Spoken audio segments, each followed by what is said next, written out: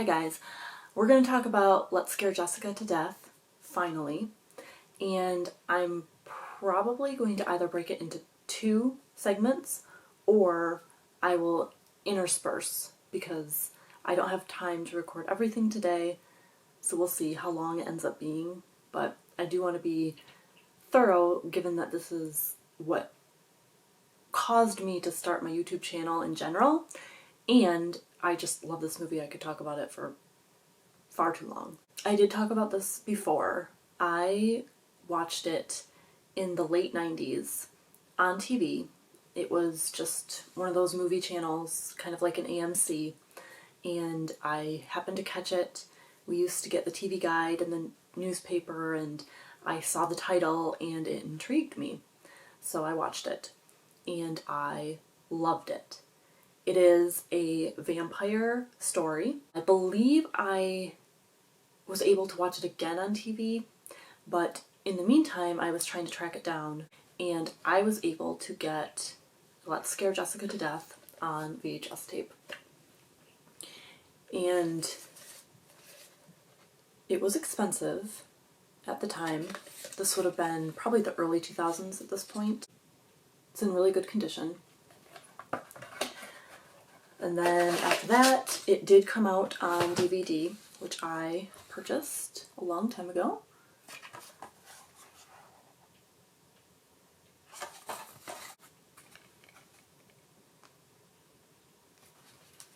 And then they released it on Blu-ray, which I pre-ordered. And it looks beautiful. They used the same art as the VHS for that.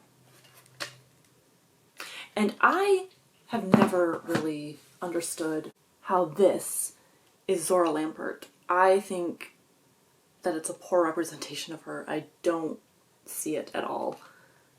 It just, to me, I don't love it. I like the concept of it, but I think something needs to change with that. And then I don't know why they went with the mute girl, Corbett. I mean, she had a small part. I feel like Zohra Lampert should be on the cover because she is Jessica and she's the star of the movie. And if not her, then, you know, her and Mariclare, something. It always strikes me as odd that that made it onto the DVD cover. So the actors in this movie were not very big named people. Zohra Lampert would be the biggest name, and she was in Splendor in the Grass with Warren Beatty and Natalie Wood. I don't remember her having a huge part in that, but I thought she was really cute in it, really relatable. I think she's a great actress, and I think that, you know, she was perfect playing Jessica. Mariclare Costello, she is the redhead in this. She plays Emily / Abigail, and I think she is a good actress. I think that she did a great job. She has that mysterious look to her. Let's see. Duncan is Barton Heyman, and Woody is Kevin O'Connor. And I just feel like the women in this are a little bit out of their league, but what are you gonna do? I do like that we begin at the end. I sit here and I can't believe that it happened. And yet I have to believe it. Dreams or nightmares. Madness or sanity. I don't know which is which. I do often appreciate a good, confusing glimpse into the end of the story, and then you go back to the beginning. So Jessica is sitting in a rowboat in the middle of a lake. No idea what's happened, but we hear her voiceover. And then we get taken to the beginning, and we have a long, beautiful shot of autumn scenery. Like, it's like late, it's like very early autumn, and it's beautiful. It makes me miss October so much.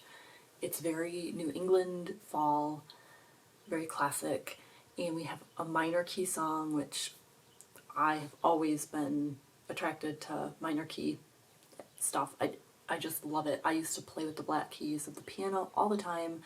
I was a violinist for 8 years, and I always preferred to play in minor key. It makes me feel more.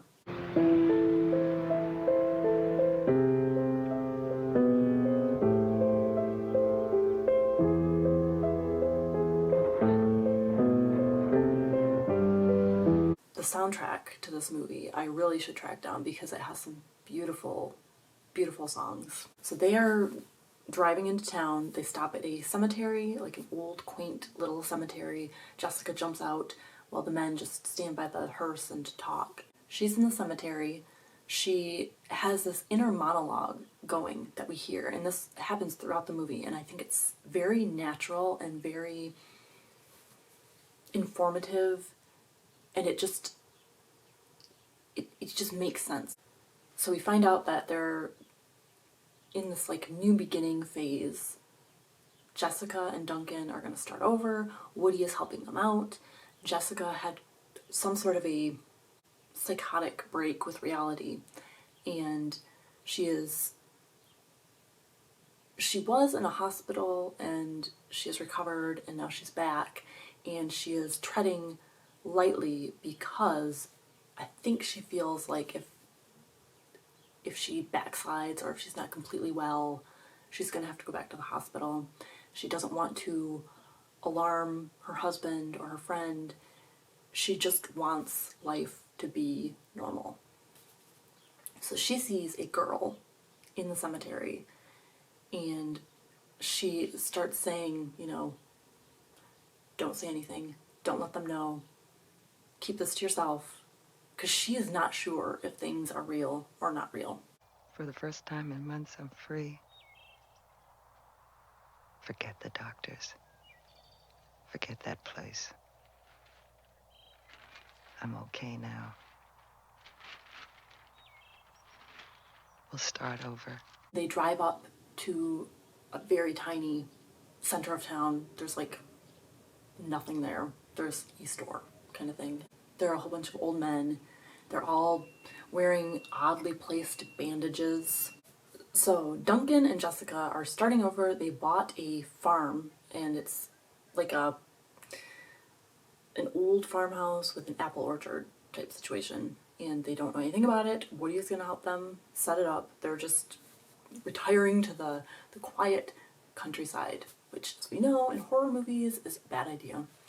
But they are very happy, and they think that this is going to be great, but they have tied all of their hopes and finances into this working out. They pull up to the house. Jessica gets the keys, and while the boys are unloading the car, she's going to run in and kind of check the house out. So she goes up the walkway, and she sees the rocking chair on the porch with a person in it. The person is obscured by one of the posts, so you can't really see.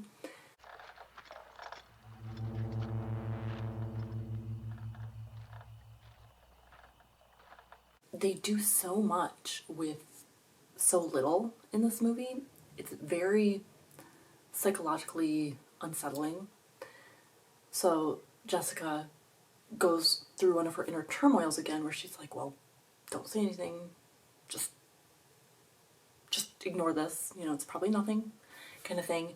And she turns, because she's conflicted, she turns to tell them about this person who's sitting on their front porch, decides against it, turns back, and the rocking chair is empty, but moving.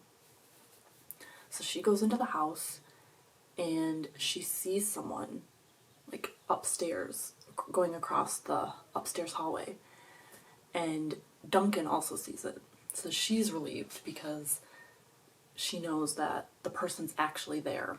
So this person ends up being a kind of a hippie girl who is squatting in the house. She said that she thought that it was abandoned and no one lived there, so she had just taken up residence, and she will be on her way. And it's nighttime, and they all agree that she can stay because, she's not causing any harm. Her name is Emily. That's Mariclare Costello. So Emily is really mysterious. She is always talking about a long time ago, ages ago, she's very private and elusive, and we kind of suspect that something's up with her. But this is also the time when young people were traveling the country, uprooting themselves, just kind of going with the flow. So it didn't seem all that odd, but we do have an underlying sense that Emily is not who she says she is. So the people who owned the house were the Bishops, and their daughter, Abigail, died in 1880. She drowned in the Cove outside of their house, and they never found her body. So we have the element of, tragic death. We see a picture of Abigail in the attic, and she looks exactly like Emily. I was just looking at the picture. Looks so much like you. My lord, it does. Gee, how weird. What's the matter? Nothing. It's just that it does look so very much like you. Snow print. Could look like anybody. No, it's the eyes.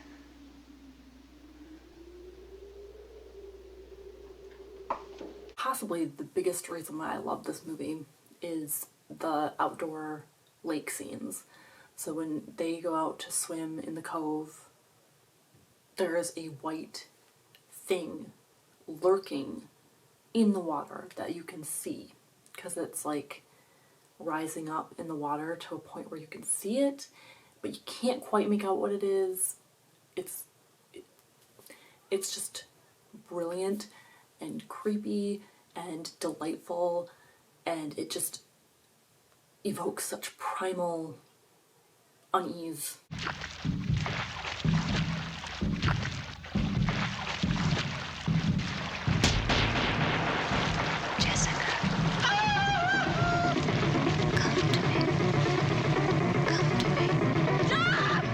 Duncan is going to an antique dealer to sell things so that they can have money, and one of the things that they are going to sell is that gorgeous photo of the Bishop family. And they take it to an antique dealer who is also from the big city, and he has moved out to the countryside to start over. And he doesn't want to buy the Bishop stuff because he says that the locals are kind of weird about it, and he would feel weird trying to sell it. So we know that there's like a presence in this town. So Jessica sees the girl that she had run into earlier. The mute girl finds out that she can't talk. The girl tries to show her this body, which ends up being the antique dealer, which after they sold the stuff to him, he met an untimely death. But when Jessica tries to show Duncan the body, there is no body anymore. The antique dealer is gone. So she is heavily questioning whether or not she is imagining this stuff or if this stuff actually has happened. So with Emily being around and, she's offered to go away, Jessica has said that she can stay, there is a whole dynamic between the men. Duncan likes Emily, Woody likes Emily, and Emily is kind of mostly indifferent toward Woody because she wants Duncan. So there's a whole thing with them, and then all of a sudden, and Jessica can sense this, she feels that Duncan likes Emily and Emily likes Duncan. And there is a point where she doesn't want to rock the boat too much because she's afraid that if she is too needy and too unstable, Duncan is going to just get rid of her, cast her aside, especially now that there's a new woman in the picture, Emily. She feels threatened, and she feels like she has to hold all this in. Leave the world you know above and stay with me, my love. Stay forever, my love. We'll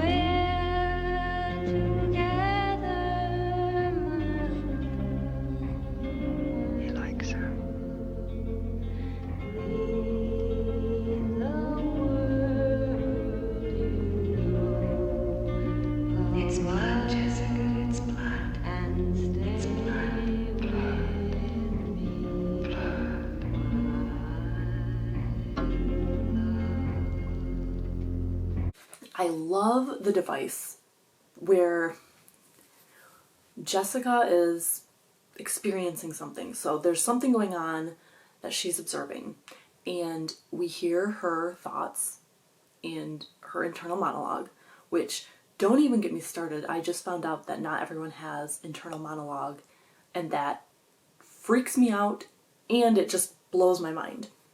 But anyway, we hear her internal monologue, and then we hear everything go echoey.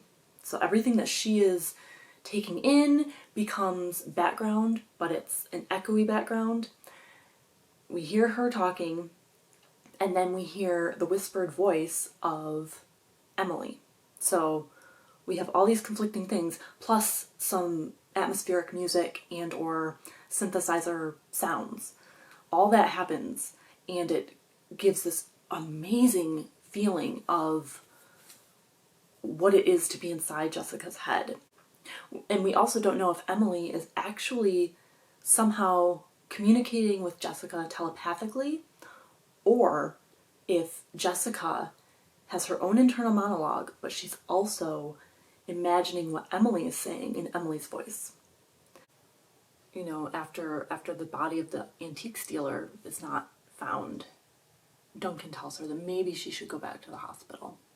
And she has a freak out because she feels abandoned. Duncan storms off and goes to sleep, and Emily comes in and seduces him. And then we see a scene where the mouse mole, is stabbed and killed. And then we see Jessica discovering the body and freaking out, and everyone is kind of looking at her like, you think the thing that killed the antique dealer killed this? That's not a normal leap. And then she's thinking that they assume she has killed the mouse mole for attention. So this whole thing is spiraling out of control. Jessica feels abandoned. Duncan feels hostile toward Jessica and really wants to be with Emily. Woody wants to be with Emily, but he's also mad at Duncan because Duncan is married to Jessica and should not be involved with Emily at all, and who, you know, he knows that Jessica needs attention and help, and he's mad at Duncan for not giving that to Jessica.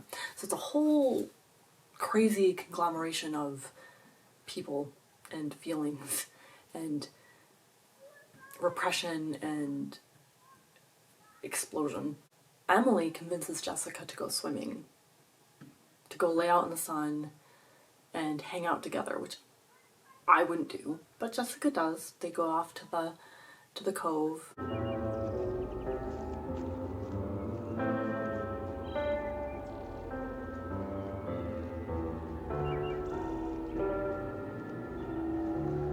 Follow me, Jessica.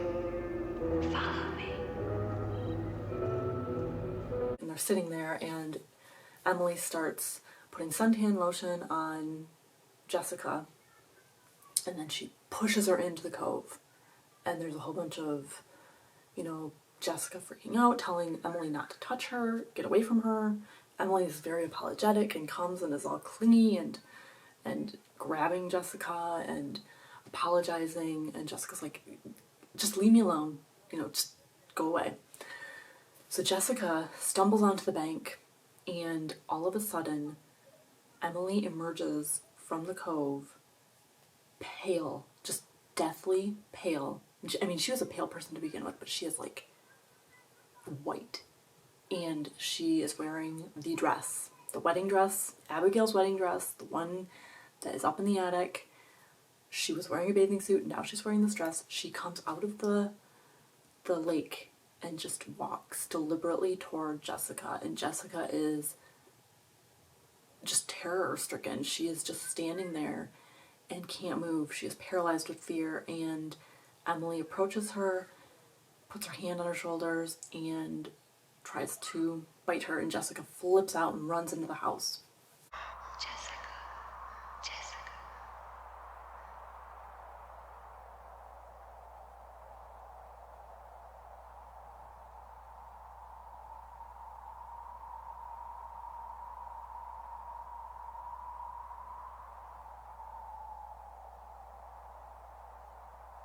Stay. Stay. Stay, Jessica. Stay.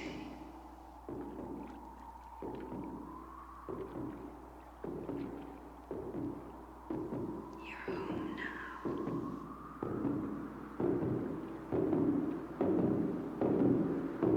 Which is a very just harrowing scene because we have no idea what the fuck is going on. So she locks herself in her bedroom and she just waits. She waits and waits. We see the time moving, you know, we see a clock and then it's hours and hours later and she's just there alone. There's no one else for her to talk with or anything. Jessica finally decides to leave, so she has this dresser in front of the door and it has a mirror. I see Jessica in the mirror and she shoves the dresser out of the way and there's a mirror on the door behind the dresser and she is so keyed up and so freaked out that she just screams at her own reflection. And I love that because it's so appropriate. That's exactly what it's just so realistic, you know. You forget that you've placed something in front of a mirror, so when you move it away you see something there and you don't register right away that it's you. I love that little detail. There's so many little details in this that I love. Jessica, I'm here. I'm here.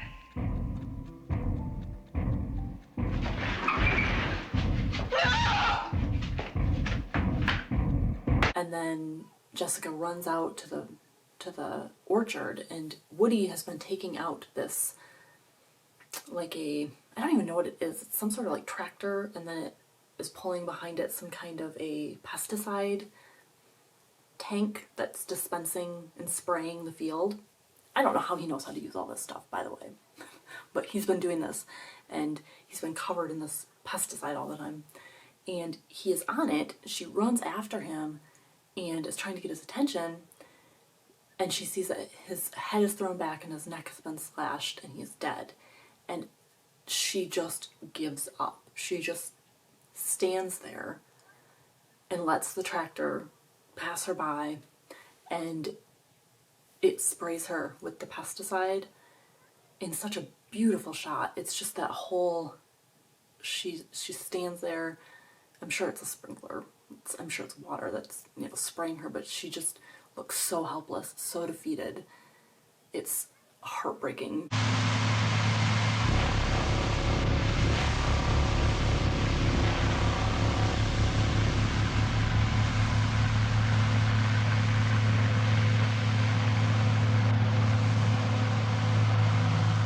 She goes out into the lake and something starts grabbing at her boat and she starts whacking it with a hook of some kind, kills it, whatever it is. It upends and turns over and it is Duncan.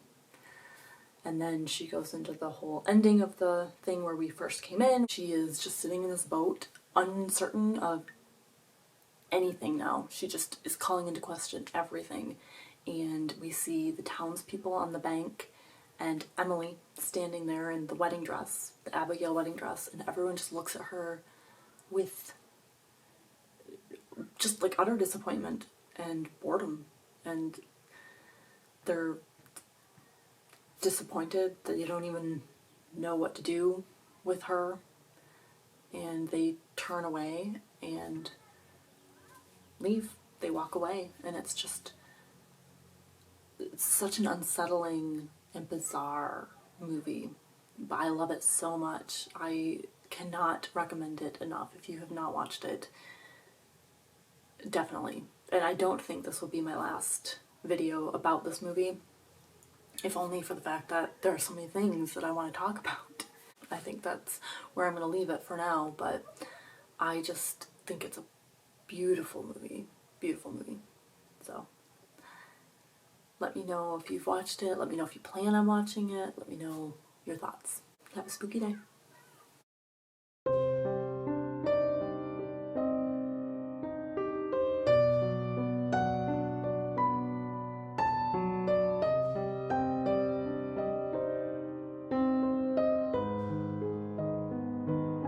And she starts looking at it, and Emily appears behind her, and she's like, you know, you look exactly like this Abigail Bishop. What's up with that? And Emily's kind of like, it's an old photo, you know, it could be anyone. And Jessica's like, no, it looks exactly like you. And she's too nice, but I think I would have been like, are you a fucking vampire? What the fuck? Get away from me. This is you.